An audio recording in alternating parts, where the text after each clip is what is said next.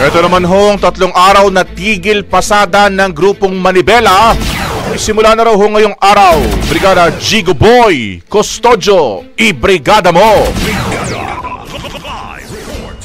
Unang araw ngayon ng 3 araw na tigil pasada na ikinasa ng grupong Manibela. Ito ay bilang protesta sa umano'y malawakang korupsyon sa gobyerno kaugnay sa maanumalyang flood control projects. Kanilang sigaw, tama na, sobra na, labanan ng korupsyon. Ayon kay Manibela Chairman Marvel Buena, nasa 100,000 tsuper ang inaasahang lalahok sa nationwide tigil pasada.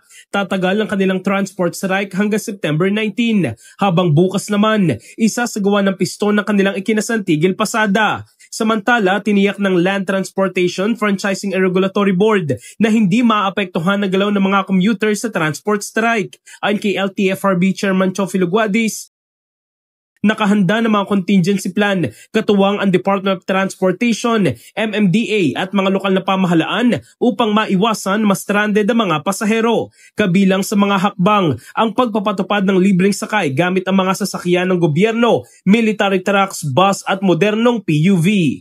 In the heart of changing lives, ako si Brigada Jigo Custodio ng 15.1 Brigada News of Manila, the Music News Authority.